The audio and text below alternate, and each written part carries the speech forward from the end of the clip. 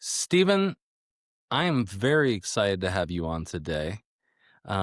I am an admirer of your work. You almost have a PhD from, um, gosh, man, isn't this embarrassing? I'm gonna say Oh, some admirer you are. Catholic, but I think it's Yeah. possibly American. All right, it's Catholic. All right, good. Catholic University of America. That's right. In Catholic Washington, University of D.C. America. Excellent. And you've been around this scene for quite a while. You are an expert in the book of Abraham. You're an Egyptologist that also moonlights in church history. You're certainly a scripture fanatic. Tell me about your current job right now. Well, thanks, Chris. Happy to be here. Love your podcast. I love Angels Seer Stones. Love all the work you've done. And so the pleasure is all mine to be on here with you. So a little bit about the work I'm doing right now. So right now am working with a group called the Ancient America Foundation. It's sort of a new up-and-coming nonprofit research organization. I'm co-workers with Jasmine Rapley, who I understand you've just recently interviewed as well. Many of your viewers may know Jasmine, right? And she has a great podcast as well. I work with her husband, Newel Rapley, who's another researcher with the Ancient America Foundation. Neil and I have kind of been thick as thieves for the past little while. We've published some things together on the Book of Mormon Witnesses and on the Book of Mormon, on Nahum in the Book of Mormon, things like that. So I have different feet planted in different areas. I'm up to my eyeballs in my dissertation right now at Catholic University, which has nothing to do with Latter-day Saint history or Latter-day Saint texts. It has to do with the ancient Near East, the world of the Bible in ancient Egypt. So, but in addition to that, I have research on the Book of Mormon and the Book of Abraham. As you said, being a Latter-day Saint with a background in Egyptology, I naturally have an affinity for the Book of Abraham and the Pearl of Great Price. And as you said, I also moonlight in Latter-day Saint history. So shameless plug right behind my shoulder here. I have a book that I came out with last year with my good friend Brian Passantino on the topic of Joseph Smith's uncanonized revelations. You know, we didn't bring on Brian with you because if you ask somebody from the church to be on a podcast, it takes might take an extra couple weeks for them to get approval and stuff. But Right. I like Brian a lot. And so Brian's a great guy. When those of you watching who are trying to do or are researching in this topic, when you go in, ask for things to be digitized, Brian is one of the people that answers your questions on there. You type in "Ask Us," right? He's a very important archivist librarian there at the Church History Library. But you guys got together and you did this great little volume. How many revelations do we have in it? Offhand, I think it's like 40. I could count, right? But I think we identified somewhere in the neighborhood of like 40 uncanonized revelations. Yeah, these are Might be a revelations. little bit less than that, but yeah, we lay out a sort of a strict criteria for what we consider Joseph Smith revelations and uncanonized revelations, right? Specifically, and that's kind of the ballpark where we land offhand. All right. What was your criteria? Well, for one thing, it had to fairly certainly be a Joseph Smith document, right? That's kind of silly that we had to lay that out, but there's a lot of sort of Deutero-Joseph documents or pseudo-Joseph documents, you might say, right? Texts that are attributed to Joseph Smith as revelations from Joseph Smith that we think are of questionable provenance or questionable origin. And so we include some of them in an appendix. Chris, maybe sometime you and I should write a whole article on attributions, the hadith of Joseph Smith, right? The sayings of Joseph Smith that people attribute to him. So number one, it has to kind of be from Joseph Smith. Number two, we want it to be a revelation in the sense of it is a declarative, revelatory, or prophetic pronouncement, right? So thus saith the Lord unto my servant Joseph, et cetera, right? So discourses or letters or conference minutes or whatever the case may be, unfortunately, those don't really qualify for our purposes. We feel they may be inspired and have inspiring teachings, right? But we don't consider them revelations per se in this sense. And then finally, is it uncanonized? Meaning, has it ever or does it now appear in the Latter-day Saint canon? So those are the kind of three broad criteria, 3 or 4 that we enunciate to determine Joseph Smith uncanonized revelations. And it's been a very interesting topic. Brian is going to be doing additional work with his PhD dissertation on this topic, the history of the canon. There's a lot more work to be done there, but this just kind of gives you a sampling of what we've done and sort of what's out there. That is fantastic. It is. It's such a cool book, and it's particularly cool that Deseret was up for publishing it, right? Here is, if this was the 1850s and I was going to publish these uncanonized revelations, I might call a book like that The Pearl of Great Price. And so it's a little nerve-wracking to publish a collection of Joseph's uncanonized revelations. Well, do you want me to let me give you a little fun behind the scenes tidbit about this book when we were working on it. We had toyed with the idea of doing versification for these revelations, like giving verse numbers for them. So when we were initially going through these documents, right, just kind of for fun, and we thought like it'd be kind of interesting, kind of fun, right? But in discussions with Deseret Book and others and ourselves, we figured that probably wouldn't be wise. It might be sort of stepping outside of our jurisdiction, even to sort of have fun with the idea of versifying these revelations. And so, yeah, we never did that. They weren't looking for you to canonize these revelations. That was not their goal. They just wanted to see them published. So, Stephen, you know what we're talking about today. We're actually talking about one of these revelations that appears in your book, and one that actually I don't see a lot of people talking about it. I think it's pretty good evidence of Joseph Smith's involvement in plural marriage in the 1840s. And it's a wonderful document, dictated by Joseph Smith. And I want you to tell us about it. Sure, I'd be happy to. So let's set the stage here for a minute, because this document, this revelation, does appear in our book, Brian and mine, our book. It was given to Joseph Smith, or it was revealed by Joseph Smith on July 27, 1842. Okay. And it is a verily thus saith the Lord unto my servant revelation. We'll talk about which servant he's talking about here in a second. And without getting too much into it, right, because our listeners can go read Saints Volume 1 to kind of figure out what's going on in Joseph Smith's life in July of 1842. But among other things, what is going on in Joseph Smith's life is that he and a select group of others are practicing plural marriage. And they are implementing plural marriage in Nauvoo. Joseph Smith is teaching this privately to individuals, right? He's not publicly teaching it. And in fact, he will, in some cases, publicly deny any sort of involvement in polygamy or related practices, right? But privately, he's teaching it to individuals, and the individuals he's teaching it to are his closest, most trusted friends and allies, essentially, right? Yeah. So the Quorum of the 12, they'll come back from their mission in England that summer, and he will introduce it to them.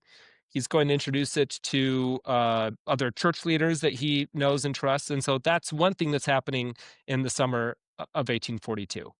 And by this time, he has been sealed to, well, we think that the earliest is what? Probably Louisa Beeman, possibly Zina Huntington, depending on if you ask Don Bradley. There's some discussion about that, right? But that's a year previous in 1841.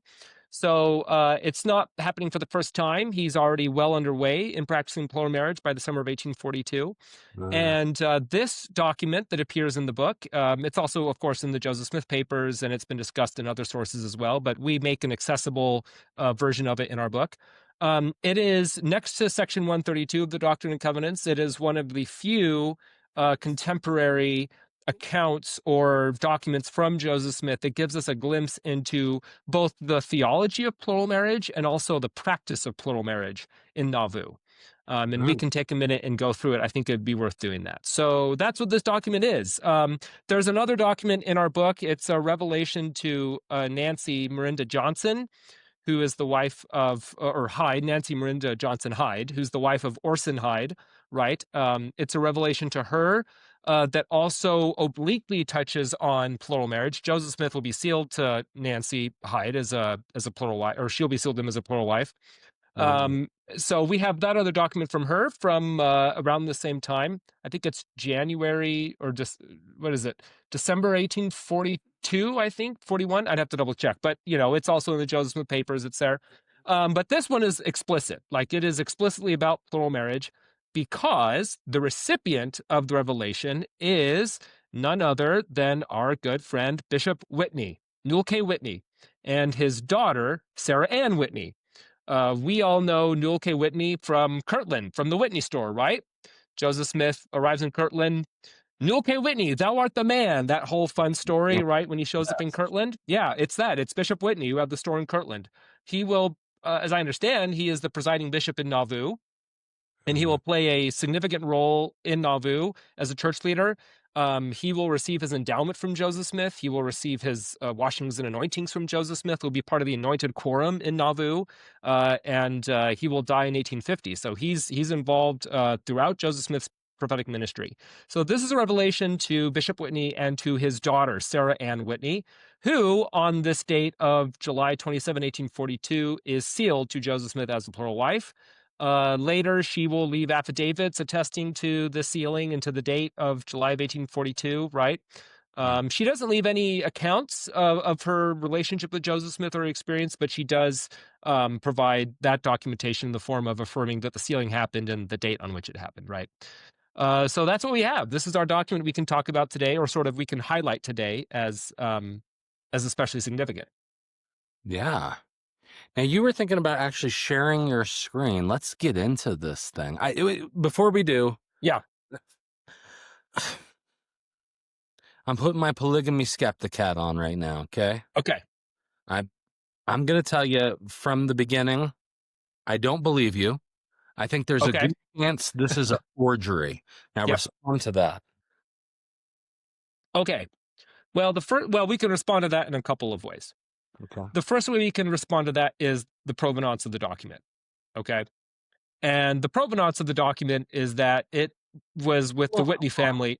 I'm a polygamy skeptic. I don't know what provenance means. Provenance is. Provenance is basically the history of the ownership of the document, or like where the document originated from and who owned it and when they owned it. Right. You can call it the chain of transmission, if you'd like to call it that, right? So how do we end up with this document from point A to point B in terms of its ownership history? That's the provenance. Yeah. And what can we say about the origins of document? That's also related to provenance, right? But sort of secondary. But so the provenance of the document is that it was in the possession of the Whitney family. Basically, the long story short, and the Joseph Smith papers, they have a very good exhaustive rundown of the provenance of the document. Is that we have handwritten manuscript copies from the 19th century, and we have a typescript copy made by Orson F. Whitney, who is the grandson of Newel K. Whitney. He's the nephew of Sarah Ann Whitney. His father is Horace Whitney, who is Sarah Ann Whitney's father. So he will make a copy of it that will be deposited in the church historian's office in 1912, I think, is when he deposits the copy. So that's what the provenance is from the Whitney family. In other words, from the people that the revelation was directed to. Remember what I said earlier about the fact that plural marriage is being taught privately in Nauvoo. And the Whitneys are a family that Joseph Smith is teaching plural marriage, and this revelation is to the Whitney family. And so that's where the provenance is. So that's one way we can know that this is not a forgery, that it's a Joseph Smith document. The other way we can know it's a Joseph Smith document, or that we can be fairly confident it's a Joseph Smith document, and that it's not a forgery, is the fact that, so putting on our skeptical polygamy denier hat, let's pretend that this document was forged or made up by a member of the Whitney family. Maybe Horace Whitney, except he dies pretty early. Newel K. Whitney dies in 1850. Maybe Orson F. Whitney, maybe this guy, this evil apostle Orson F. Whitney, maybe he just fabricated this, right? Okay, let's assume that for the sake of argument. This raises a very important question. How come, if that's the case, how come this document was never used and never cited and never publicized during the time when the church is combating the RLDS church over the issues of the origins of plural marriage? Okay. If you are going to fabricate a document for the purposes of proving Joseph Smith was a polygamist in Nauvoo, then why aren't you using the forgery the way it was meant to be used? Okay, this document never gets published in the 19th century. I don't know the earliest when it gets published. It might be the Joseph Smith papers, for all I know, but I imagine Andrew Ehat or some of these researchers, maybe Michael Quinn, knew about it, right? but it's Uh-huh. never utilized by apologists for the LDS Church in Utah who are defending the origins of plural marriage being with Joseph Smith. This belies the entire purpose of why it would be a forgery in the first place, if that's what it was, right? So that's Yeah. another way that we can be pretty sure, by that criterion, we can be pretty sure that it's not a forgery, because why weren't they using the forgery for its intended purpose? Isn't that interesting? When you have a forgery, you're very rarely trying to keep it secret for someone to be benefited by it 300 years from now, right? Right. You tend to be trying to get money or power, Notoriety. notoriety. I- for you. You know, Yes. these are forgers. These aren't great people. They're not pious frauds trying to help the future or something. Yeah. Very Well, and interesting. look at, we have an example of a forger in Latter-day Saint history who made forgeries and who immediately circulated those forgeries for their intended purpose. Of course, Mark Hoffman needs no introduction. That's We all know who Mark Hoffman is and what his whole deal was. So yeah, you're absolutely right, Chris.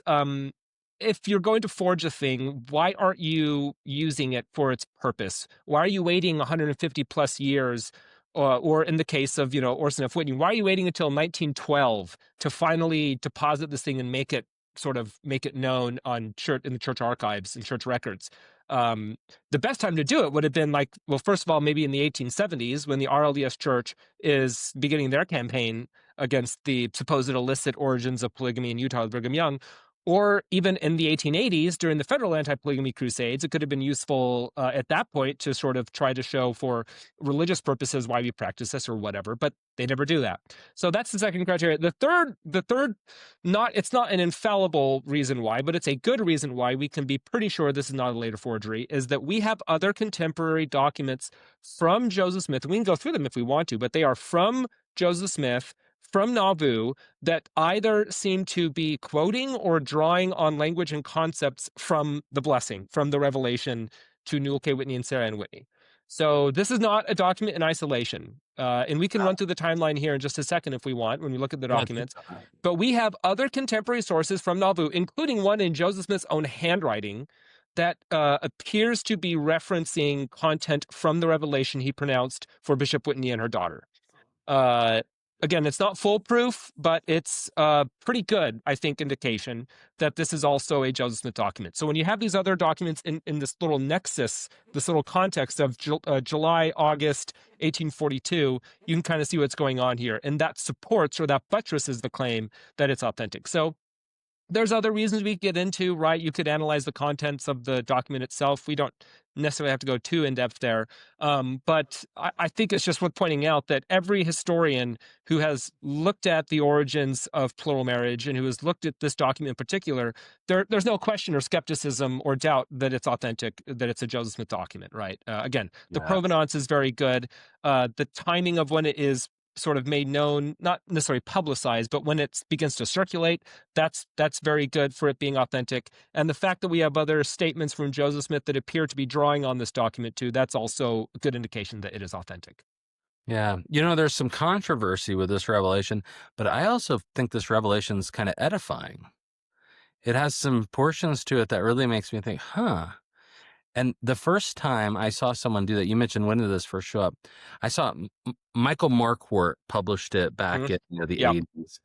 And then Kathleen Flake used it in her talk, The Emotional and Priestly Logic of Plural Marriage, that actually pulled out, what is the power of this revelation? And for her, it was pointing out why would people become polygamous wives? And she felt this revelation would teach us more about it.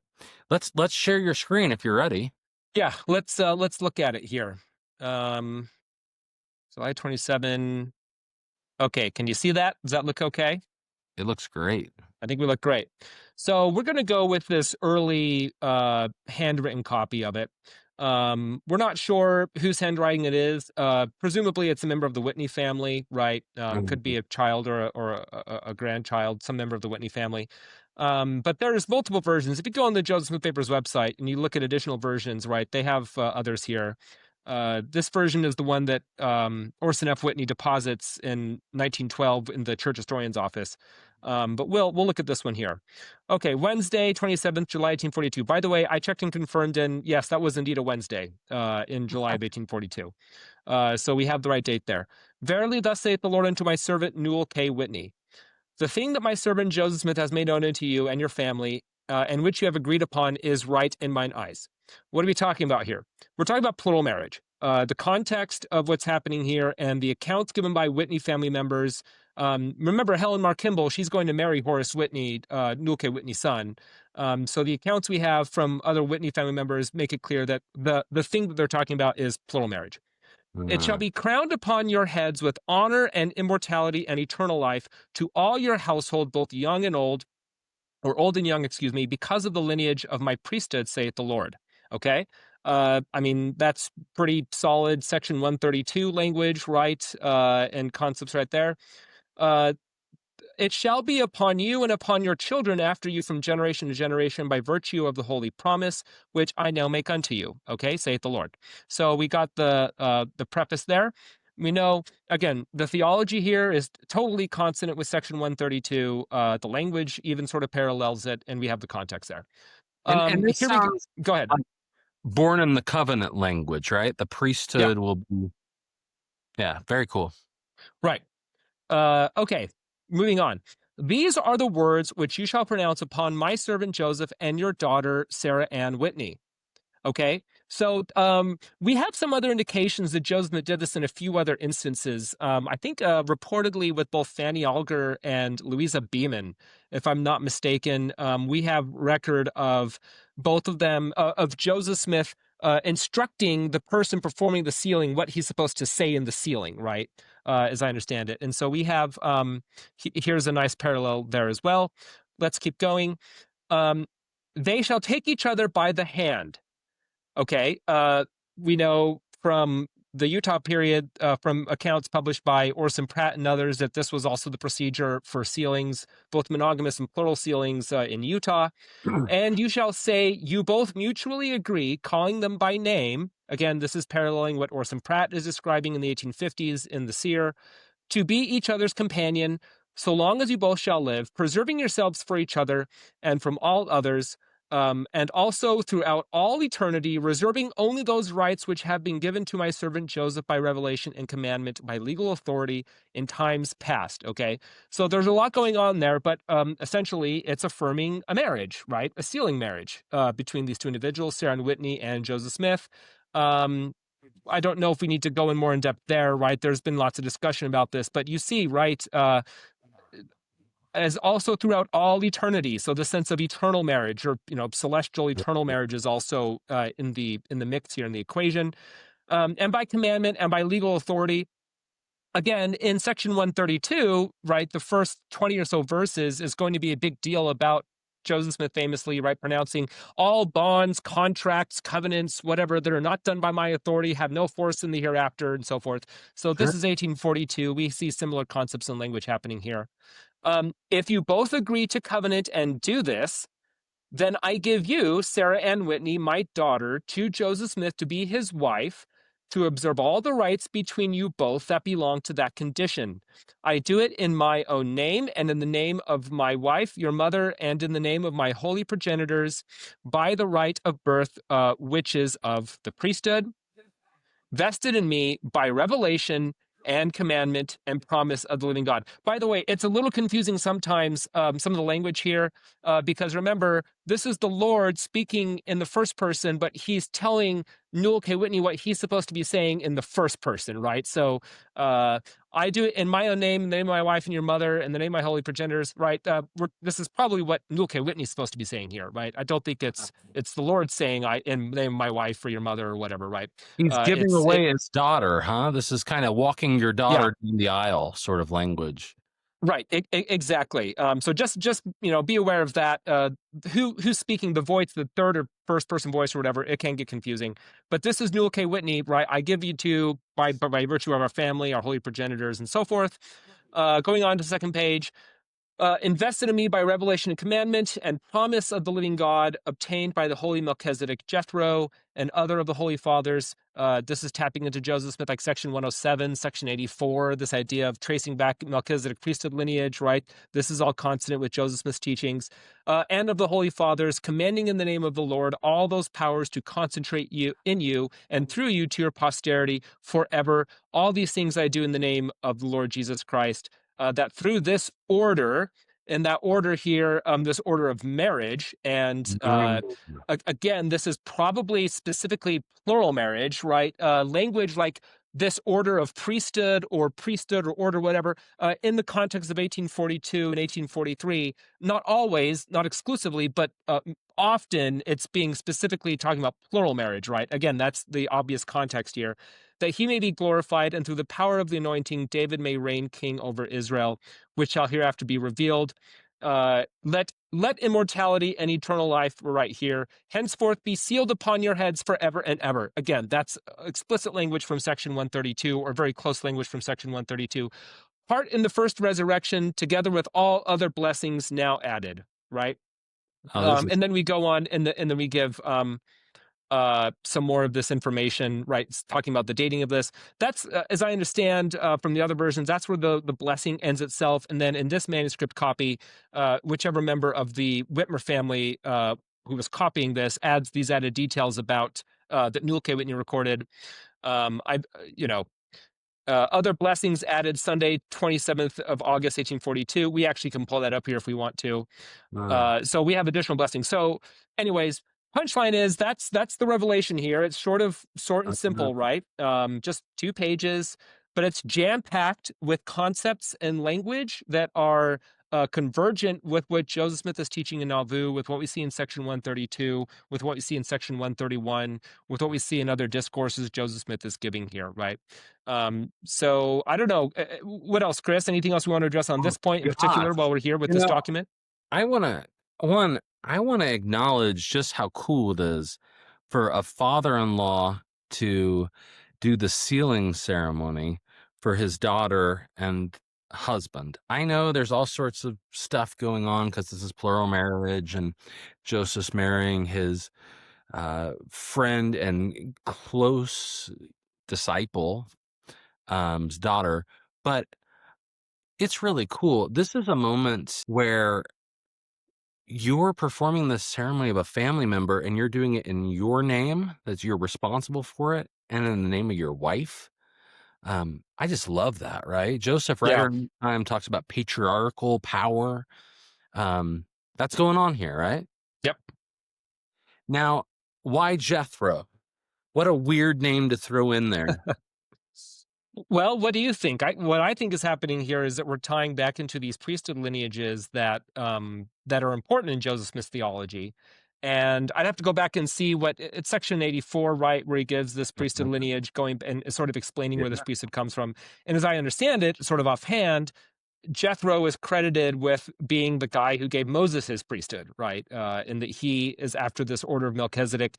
So this very mysterious thing, if you just have the Bible itself, you only have the account in the Old Testament, you have this guy Melchizedek that Abraham pays these tithes to, and he blesses him. And then in the Psalms, there's a mention of thou art a priest forever after the order of Melchizedek, which the book of Hebrews picks up on. It's very enigmatic. It's very strange. So Joseph Smith's revelations are going to fill in some of the details here by explaining that this patriarchal priesthood, right, that Joseph Smith is revealing in Nauvoo, connected with the temple, both with the temple endowment and with temple sealings, this patriarchal priesthood that we're talking about, it's called the patriarchal priesthood for a reason. They're evoking these patriarchal figures from antiquity as being the guys there. So that's what I figure is happening here. I'd be curious to hear your thoughts, but I imagine this is sort of explicating where this authority is coming from, or where this priesthood lineage is coming from, if you want to say. It's definitely doing that. The one thing whenever we have one of these ancient names invoked, it's usually, the apostleship is restored by Peter, James, and John. The authority to baptize is restored by John the Baptist. And he invokes Jethro, who is the father-in-law of Moses. Mm-hmm. He is the father-in-law performing a ritual for the modern Moses, Joseph, in this moment. I think that's just so cool, right? Yeah. Absolutely. even if someone said, this is clearly a forgery, I stopped listening back there, you can at least say, this is brilliant, cool stuff. If it's a forgery, it's a very good forgery in the sense that whoever is doing this is able to mimic Joseph Smith very, very well in terms of the language, the concepts, the importance of priesthood lineage, all that sort of thing. I believe the more parsimonious answer is simply to say that this is a Joseph Smith document, that it requires less leaps in logic to assume that a very skilled forger was able to posthumously channel Joseph Smith's, imagination or his language or whatever to make this thing. I think the easier explanation is it's from Joseph himself. And everything we see in here is convergent and consonant with what Joseph Smith is teaching, both throughout the Doctrine and Covenants and especially in Nauvoo at this time. Remember, this is July of 1842, so the endowment has been given on May 4th of that year, just about 2 months previous. Again, Newel K. Whitney is involved in that, right? He's a member of that anointed quorum that are receiving these temple ordinances. So it converges with that very nicely. If you look at other discourses Joseph Smith is giving both before and after he is revealing the patriarchal priesthood connected with the temple ordinances, this all converges with that very nicely. Again, the easier answer for me is that this is harmonious with what Joseph is teaching, not because of a clever forger, but because it actually is from Joseph Smith. Yeah, I think you're right.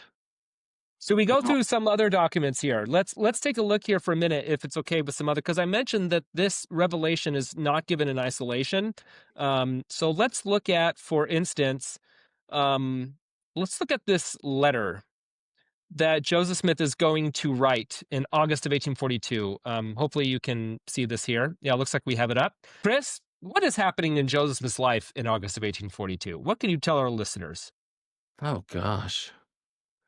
There's a certain state that's really mad at Joseph Smith right now, right? We got Missouri's looking to get our man, take him back. Yeah. So he's in hiding because of the attempted murder of Lilburn Boggs, right? Guys like John C. Bennett are claiming that Joseph Smith basically sent Porter Rockwell to go murder him. Missourians are trying to get Joseph in Missouri to extradite him to have him stand trial for allegedly trying to murder Boggs and so forth. So Joseph Smith goes into hiding. That's what's happening in August of 1842. So Joseph Smith writes this letter, and it is in Joseph Smith's handwriting. So on the Joseph Smith papers, whenever you see this bolded text, that's because it's a Joseph Smith holograph. And so we don't necessarily have to read the whole thing here, but it is directed to beloved brother Newel K. Whitney, sister Whitney, etc., Sarah Ann Whitney, right? When you read Joseph Smith, right, he's not the most erudite speller or speaker when he's doing it himself, which is why he relies on scribes all the time. But let's just read parts of it. It's kind of short. I take this opportunity to communicate some of my feelings privately at this time, which I want you three eternally to keep in your own bosoms. For my feelings are so strong for you since what has passed lately between us. Chris, what could possibly he be referring to that had passed lately between us in August of 1842 versus July of 1842 involving the Whitney family? I'm wondering if it was 3 weeks ago when he married their... Yeah, maybe, you think, right? Yeah, so the most sensible explanation for what this is referring to is that, yes, he's referring to the fact that 3 weeks ago he was sealed to their daughter. That has lately passed between us, that the time of my absence from you seems so long, so dreary, that it seems as if I could not live long in this way. Okay, so what's he going to do? If you three would come to see me in this my lonely retreat, it would afford me great relief of mind. If those whom I am allied do love me, now is the time to come and afford me succor. By the way, I have to take a moment here and point out the fact that George D. Smith, in his book on Nauvoo polygamy, very dishonestly tried to present this letter as Joseph Smith inviting Sarah and Whitney to have like a tryst with him, basically.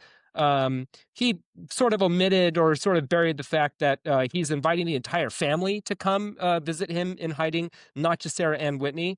And so beware of people who want to cite this letter for other reasons to portray Joseph Smith, right, as I think George Smith compares him to Napoleon, right? Napoleon has some spicy letters to Josephine, right, asking her to come visit him secretly or whatever. It's very bizarre the way he tries to contextualize this. He's clearly inviting the whole family to come, which again makes sense because 3 weeks ago they were all together as part of this plural marriage sealing. Anyways, moving on. Now is the time afforded to give me succor in the days of exile. For you know I fulfill all these things. He says where he is. I'm at Carlos Granger's house, just back of Brother Hiram's farm. It is only 1 mile from town, right? The nights are very pleasant indeed. All 3 of you can come and see me in the forepart of the night. Let Brother Whitney come a little ahead and knock in the southeast corner of the house at the window. It is next to the cornfield. I have a room entirely by myself, and the whole matter can be attended to with the most perfect safety. What's this whole matter he's talking about? Again, guys like George G. Smith tried to make it seem like he was trying to arrange for having a tryst with Sarah and Whitney. No, rather, I know it is the will of God that you should comfort me now in this time of affliction. Moving on here. So he says he's going to give them a blessing. I know the goodness of your hearts that you will do the will of the Lord when it is made known to you. All right. So he's calling them in to give them a blessing and to consult with them in this manner. Okay. So, but there's another little wrinkle here with what's going on, and it's this line here. When it is made known to you, the only thing to be careful of, Joseph Smith says, the only thing to be careful of is to find out when Emma comes. Then you cannot be safe. But when she is not here, there is the most perfect safety. Only be careful to escape observation as much as possible. I know it is a heroic undertaking and so forth. And then later on, down here, he says, one thing I want to see you is to get a fullness of my blessing sealed upon our heads, etc. So again, we know the context is he wants to invite them to have a blessing, right? And to have this religious experience with them, this blessing, sealing experience, I suppose. But he warns, watch out for Emma, and then again, watch out for Emma. I think she won't come at night. Let me ask you, Chris, what's the problem with not having Emma know that the Whitneys are with Joseph Smith at this time? Like, so what if she knows that they're coming to visit you to give them a blessing or something? Gosh. I think because Joseph doesn't want Emma to know that he's sealed to Sarah Ann Whitney. Correct. Yes. Again, that's the most sensible, obvious reason or way to explain this language in Joseph Smith's letter to the Whitneys. He doesn't want them to come when Emma is around because he's trying to keep it secret that he has been sealed to Sarah and Whitney 3 weeks previous. And if she finds out that the Whitneys are there with him, she will probably rightly raise some questions. Why, right? We have other indication, right, that I think with like Flora Ann Woodworth and with Emily and Eliza Partridge, there were efforts to conceal the marriage. Even when Emma was sort of wondering what might be going on, between them, there were still efforts to obfuscate that relationship. So the secondary reason could be, of course, that he doesn't want to get sort of found out. He doesn't want people to know where he's hiding. But that explanation only takes you so far that he specifically says, Emma, we don't want Emma to know that you're coming over. Again, I think the reason why the most obvious answer and explanation is because Sarah Ann Whitney has been sealed to Joseph Smith as a plural wife, and having Emma involved will complicate the affair or the matter, right? So that this letter in context with the July 1842 revelation makes way more sense if he had been sealed to Sarah Ann as a plural wife 3 or so weeks previous, right? So that's the letter, and again, it's a Joseph Smith holograph. It's in his own handwriting. Maybe there's one more that we can show here, and then that'll kind of wrap up our. Well, actually, I have 2 more I want to show here real quick. Go for it, man.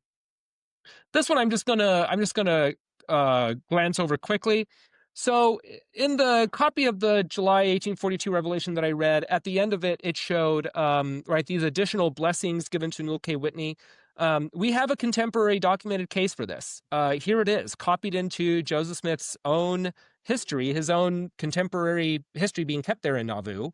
This is probably being copied over from material from Newel K. Whitney. The editors at the Joseph Smith papers there think that it's probably drawing off of a journal or some kind of a document that Whitney has in his possession at the time. And we don't have to go through it because it's kind of long here, right? But we have more invocation of, look, here he is, here is Brother Newel K. Whitney.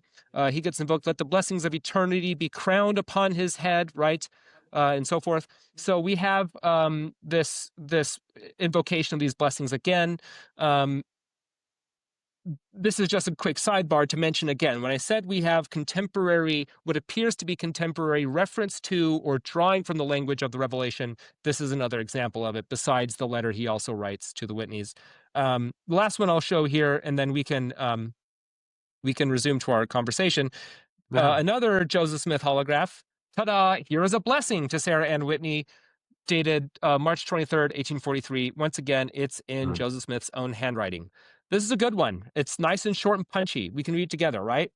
O Lord my God, thou that dwellest on high, bless, I beseech of thee, the one into whose hand this may fall, and crown her with a diadem of glory in the eternal worlds. O let it be sealed this day on high, that she shall come forth in the first resurrection.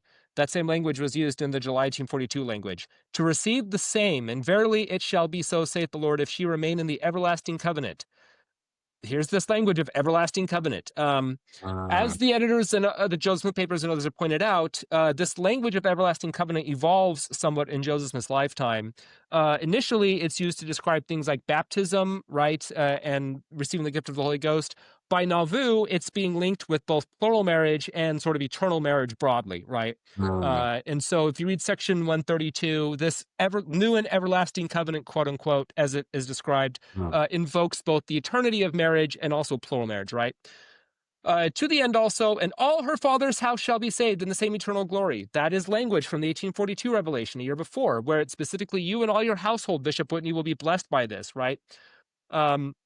And if any of them shall wander from the fold of the Lord, they shall not perish, but shall return, saith the Lord, and be saved in and by repentance, and be crowned with the fullness of the glory of the everlasting gospel.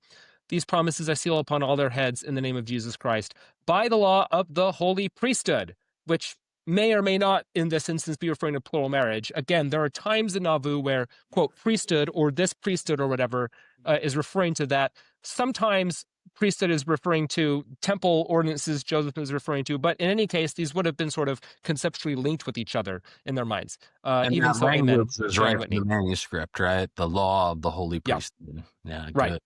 good. So anyways, those are just some of the documents, right, that I think are worth highlighting to show the context of the July 1842 revelation, and to further buttress my belief and the belief of pretty much all of the historians who have looked at this, that this is an authentic Joseph Smith document, that it accurately and truly reflects his sealing to Sarah Ann Whitney in July of 1842.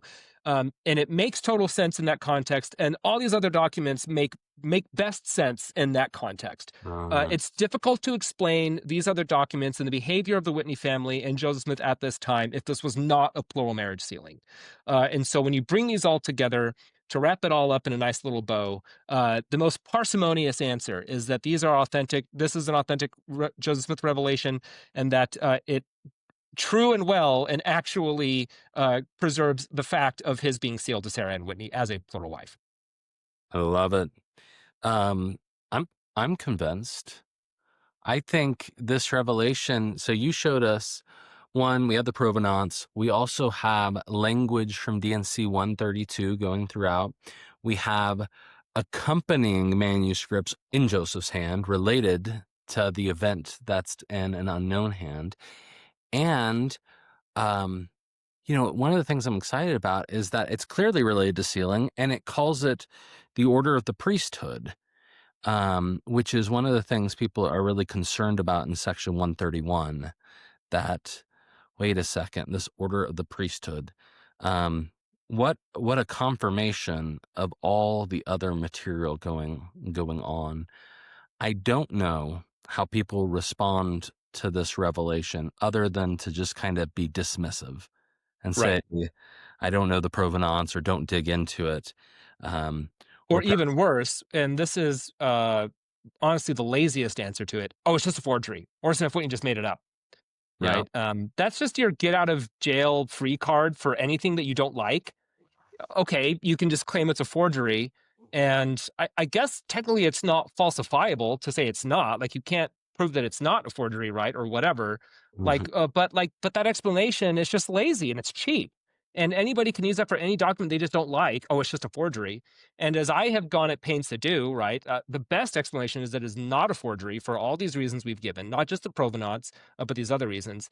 So, yeah, I don't know what to tell you. I mean, The other sort of frustrating thing here is that the polygamy skeptic or polygamy denier crowd has sort of an impossibly high standard in many cases for what they will admit as historical evidence or historical data on a topic, right? Mm-hmm. If we applied the same standard they use for plural marriage on other topics like the translation of the Book of Mormon or other incidents in church history, we would be in serious trouble because we Okay. would be compelled to admit things like, well, all of David Whitmer's accounts of the Book of Mormon translation were just forgeries. I mean, there are people out there that basically claim that already, right? And it's as equally lazy and as equally fallacious.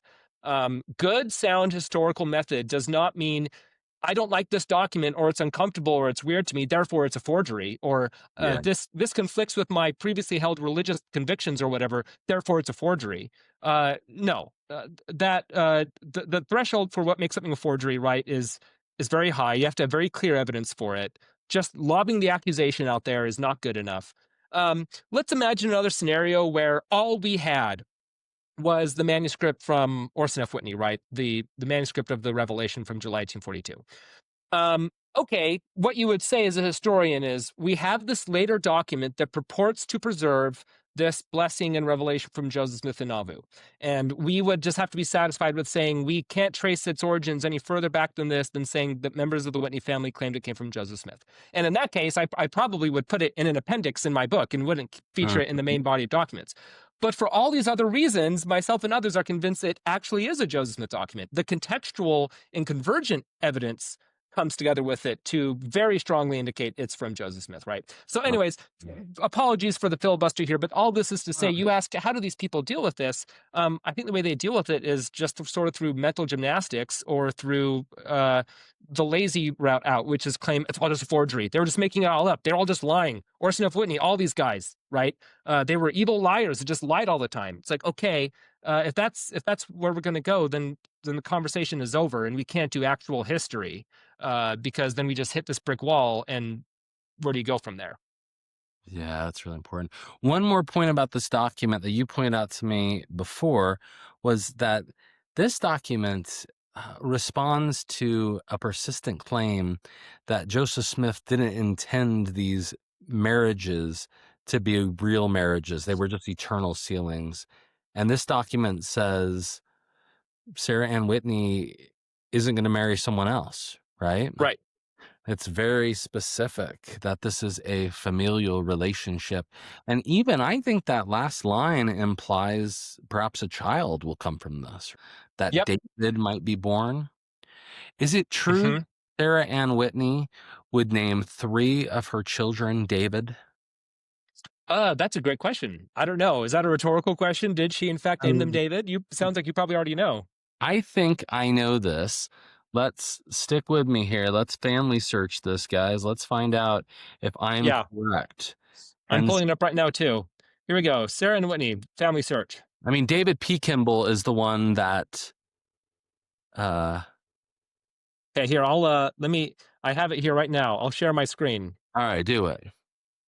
Okay, ready? Just a second. Hold it 1 minute. Share screen. Sarah and Whitney. Hey, look at that. David Kimball, Very. David Orson Kimball, David Heber Kimball. That's interesting. It sounds like she took this revelation seriously. Right. And we And it eventually. also sounds like something that, again, if a forger was trying to do, they would have to be savvy enough to realize she has all these kids named David, and how do I bake that into my forgery? Right. Mm-hmm. Wow. The other aspect, which we don't need to touch on too much here, but you mentioned that language in the Revelation speaks about them being exclusively belonging to each other as husband and wife. There may also appear to be language that gives allowance for sexuality in their marriage, right? Okay. Reserving all those rights unto this order or something like that, right? It's sort of oblique. It's not explicit there. But most interpreters I've read on this think that is in conjunction with this idea of this David will come forth, right? Like, yes, this idea that sexuality was at least, and I should clarify that we don't know if sexuality was involved in their relationship or their marriage while Joseph Smith was alive. we can't say one way or the other. There's no evidence of sexuality. It's always conceivably possible, but we just don't know. But it seems to be that there was an expectation that that would be allowed in the marriage, right? As a fully bona fide marriage, right? And so that is an interesting component to it as well. So clearly, the idea of an eternal blessing and eternal sealing is in the language of the document, but it wasn't just that. It appears to be. It seems to have understood. Should we also just mention briefly, by the way, the fun little footnote to all of this is a year later, who Sarah and Whitney is going to civilly marry there in Nauvoo. You know what I'm talking about, Chris? Remind me. Our friend Joseph C. Kingsbury. Oh, yes. The pretended marriage, as he called it, right? Right. So again, why is Joseph Smith doing this? Why is he having Sarah and Whitney marry Joseph C. Kingsbury in a pretend marriage? I think is literally what he calls it. If not to obfuscate the fact that she was his plural wife, right? In fact, that's exactly what Joseph C. Kingsbury says was the reason for their relationship. And then she'll be sealed to, of course, Heber C. Kimball, 1846 or 47, I think. And then she'll bear many children with him, of course, right? So that's an interesting other sort of dynamic to Joseph Smith's relationship with Sarah and Whitney, and the blessings of this. The blessings are reserved between Joseph and Sarah and Whitney, even though she's going to marry Joseph C. Kingsbury as sort of he'll be a front husband for her, I think is what Brian Hales calls him, right? In the sort of pretend marriage, as he calls it. Again, none of that makes sense if it's all just being made up later by members of the Whitney family. And Joseph Kingsbury independently attests to this, right, in his own private writings and memoirs on this, right? And so that's another point of convergent evidence that this was, in fact, a plural marriage, that then Joseph Smith took steps to conceal both from Emma and from others by having her marry Joseph C. Kingsbury. It sounds like you're putting together some smoking guns here, my friends. I like that. Hey, this is very helpful. Tell me, right now, we have your book. We're going to plug that. You guys are going to find a link to Deseret book and Amazon in our footnote where you can pick up uncanonized revelations. Also, I've heard, Wind, that you're going to start being part of a podcast team. Oh, yes. When can we expect this? We hope to have our first episode out in the next month or so. Well, depending on when this episode will air, we're recording this episode in early August. We are right now, we've actually kind of filmed a pilot, but that's just for our sort of own internal use to kind of critique ourselves on how we're going to do this and what's going to look like. So we're getting close. We have some subjects picked out as of today, as a matter of fact. We have some subjects picked out we want for our first episode to talk about. And I think we're going to film that at the end of the month of August. And so probably early September, mid-September is when we might see the first episodes going out. The podcast is called Informed Saints. And when we do launch it, we'll splash it all over the internet. You can find it there. But for now, hopefully it'll just ping on your radar that Informed Saints is coming out soon. It'll be myself, Jasmine Rapley, and Neil Rapley, the three of us. Oh, I like those three guys. That's great. Well, I like two of the three guys. The Rapleys are kind of nice. I don't know about that third guy. That Smoot fellow is no good. Well, he's got a mouth on him. He's got a mouth. There's no question. Yes. Stephen, thank you so much, man. I really appreciate you taking time with us and digging into this document. I think it's one that we rarely hear about in certain circles because it's actually pretty tough to deal with. Please come by and see what people have to say. Are you up for answering some comments when this video drops? I'll do my best. Yeah, I typically try to avoid comment sections just for my own sanity and mental health, right? But I think for you, Chris, I want to support your podcast and I want to support your work here, and so I'll at least keep my eye open on it. And if there's questions in the comments, I can see if I can address those. If someone has a really good rebuttal, I'll at least point you to it, and then we can have Steve come back here. That'd be great.